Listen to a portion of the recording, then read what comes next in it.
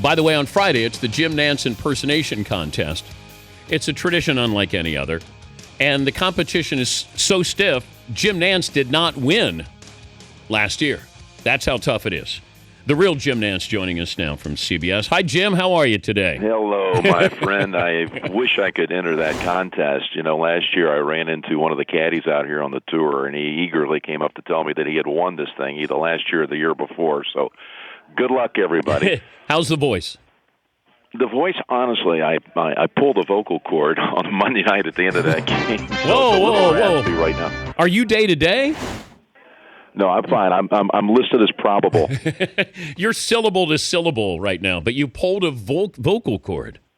No, I'm still a little raspy. This happens. I just called 15 games in 23 days.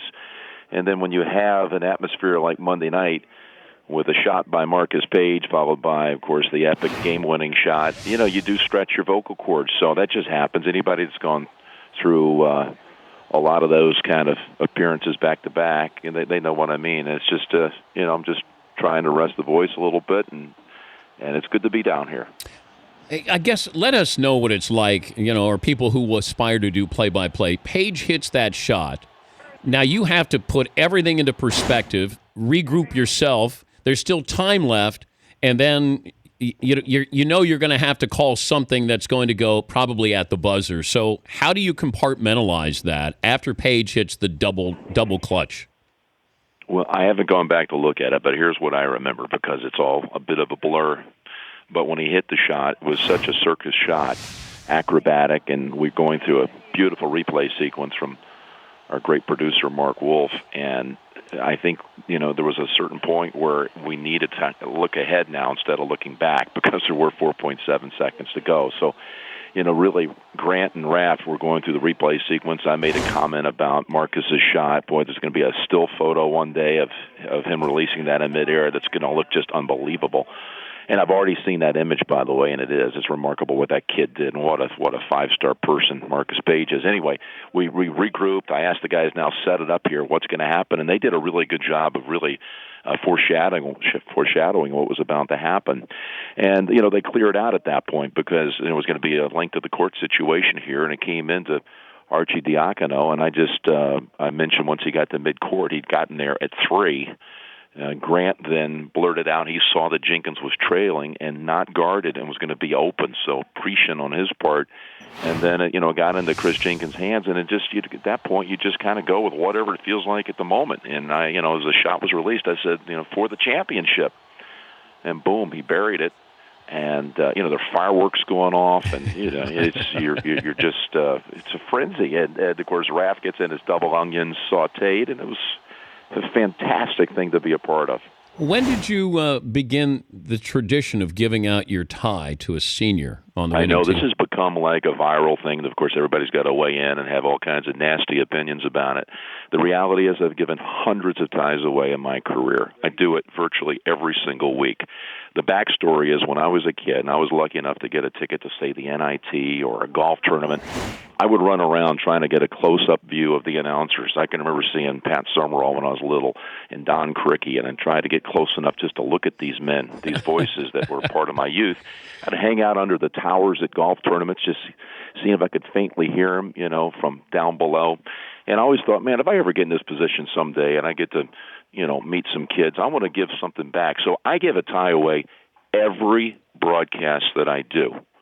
And it's just not some random guy. Mm-hmm. What inevitably happens is a father and a son will come over when I climb out of the 18th tower or walk out of the football booth or walk away from the basketball table. And they'll be standing there and ask for a picture. I'm not saying it's hundreds of thousands of people, but invariably there is someone there. And I see a young man, and I see that father-son experience being shared, and I give the kid my tie. It happened Saturday. In fact, I met a kid in Houston who I had given a tie to years ago, and he came up with his father at the Final Four all these years later, and he said when he was a young boy, I gave him that tie. He's getting married in that tie soon, in fact, in the coming months, and he designed the logo for this year's Final Four. I'd given him a tie years ago. So the tradition of giving it to a player really began well after I started doing this. I just thought, you spend a lot of time with these kids. You find out what quality people they are, and I don't believe I began it until I gave it to Corey Brewer. I was just so struck by his story, where he had come from, and what a fine young man he was, and I gave him my tie. And I just, thanked him for the time he had given me. And by the way, if they don't want it, that's okay, but no one's ever turned it away. I do it as a gift and an expression of appreciation. So through these last 10 years or so, it's been something that's been done very quietly. Unfortunately, there's media around. Of course, people seize the moment to go into high cynical gear and make fun of something that is kind of a fun moment that really is a reflection of something I do every week to a young kid, that's there with a parent. And this year I gave it to Ryan Archidiacono. Didn't force it on him as somebody decided they wanted to make it sound like I forced it on him. In fact, I didn't tell him go wear it to the press conference. I didn't tell him to wear it in the locker room. But he's just a great guy. And Quinn Cook got it last year, and through the years have been some really great guys. Mario Chalmers, and it's usually done in a very private moment. Just go up and say, "Hey, thanks." And this year, when I gave it to Arch, somebody said, "Hey, what was that all about?" And I should have just said, I borrowed his tie or something. But I was really happy to keep the tradition going. He's Jim Nantz from CBS joining us, Dan Patrick Show. Well, let's go from that viral moment to the picture, the picture of the burnt toast that you carry in your wallet. Yeah, Toastgate. This has been actually kind of fun because I've now been officially labeled as a weirdo. So there's something about that for some reason I kind of like. People think that I'm so predictable. But those who know me know that I love to have a little bit of fun. The whole toast thing is something that is done as the ultimate gag. I do like my toast well done. I'm not going to lie. I don't have to have it charred beyond recognition. I don't need dental records for my toast when it comes to the table.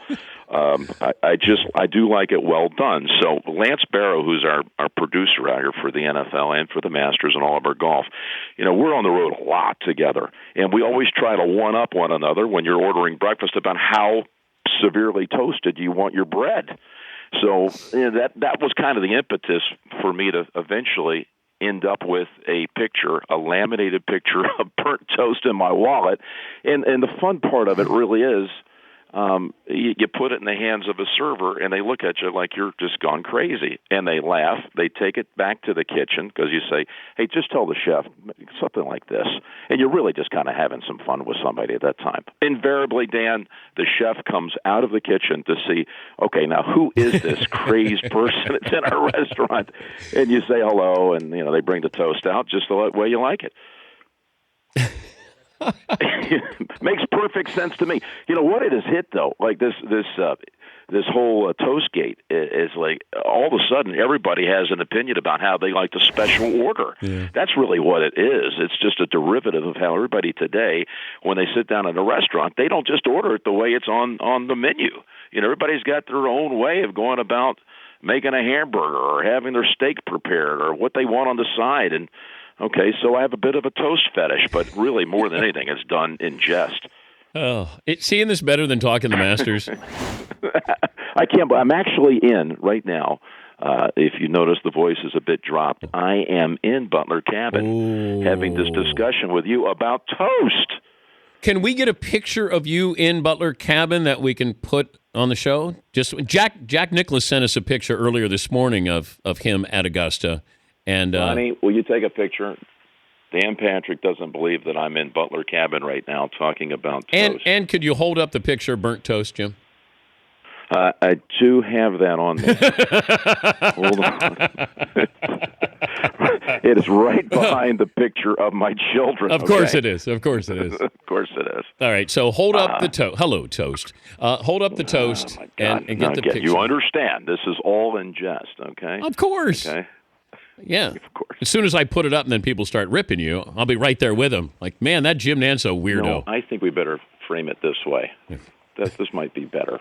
Let's leave that part out. Jim's producing here now. And directing and producing from Butler Cabin. Make just the wall here. Okay. Now, they'll never do got it. I think we got it. Right. I think we've captured the moment here. Now, they'll never do a real fire. You get it?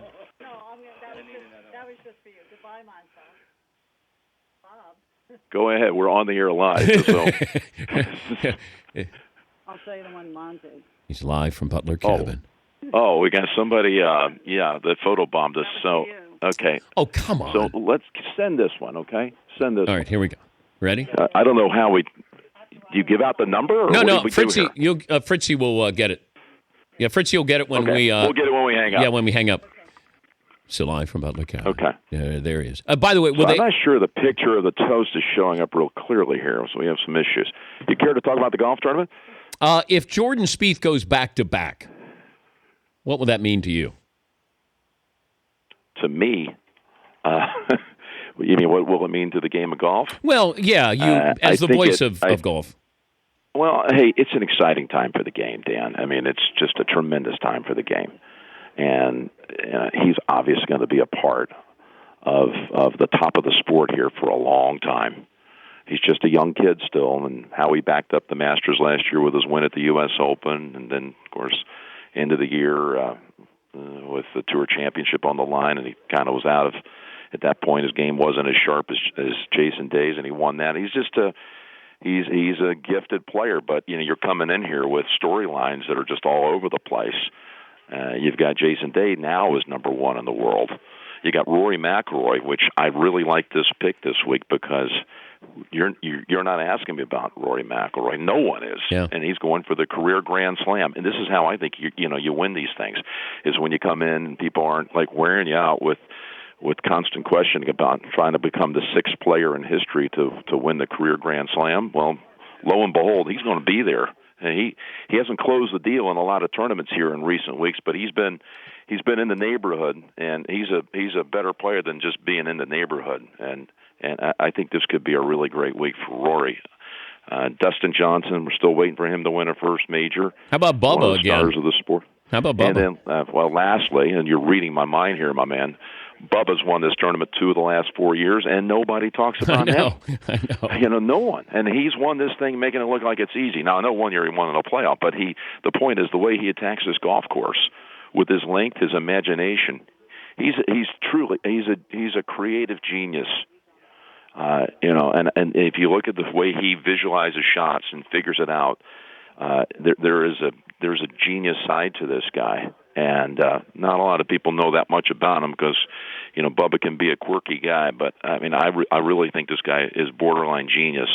And I think he's got a terrific chance of winning the third green jacket. Before I let you go, Jack Nicklaus said that Tiger Woods was there last night at the Champions Dinner, although I saw the picture. I didn't see Tiger in the picture. Do you know if Tiger was there? You want me to go up and take that one, too? I mean, just become the official Augusta photographer of the Dan Patrick Show? Yes. We don't pay. Sure, let me see if I can do that. Yeah, Ronnie, let's go upstairs, take a picture of Tiger. I think he's still here. Hey, have fun. Great tournament run. Fun. And I'm very excited about, the competition on Friday. As you get these great contestants across the country. I know a young man from Iowa won it a couple of years ago. Here's what you need to do, though. Okay, I got one. You need to close the loop. Here's what I need, Jim. Here's what I need. No, this guy who wins it, you need to start somehow getting me the opportunity to meet these guys. The winner. There's got to be some avenue for me to have a phone number or something so I can send him a tie. That's what I was going to ask. You were thinking the same as me, my man. You would see a tie from Friday's show, Friday's broadcast. We'll give out. Listen, how's that? I will give him a future tie, but I will no doubt be walking out of the booth here giving it away to some young kid here on site. But we'll work something out, I promise you. So a tie to be named later from Jim Nantz. We'll give a tie away, and then sometimes, by the way, just to qualify here, I scurry out of the booth on some of these football games to catch a flight, and there have been some shows where I haven't given the tie away, but virtually every show I've ever done, I've given the tie away.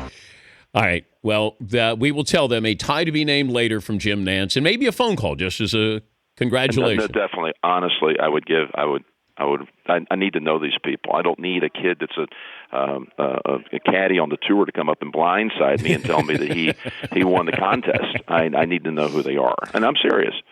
Awesome. All right. We'll put you on hold for a second. Fritzy will give you a number to send the picture up with the burnt toast from Butler Cabin. Okay. Thank you, That's a Jim. deal, Dan. Have a great weekend. Hi, buddy. We'll be watching. That's Jim Nantz. The Dan Patrick Show, weekday mornings on Audience.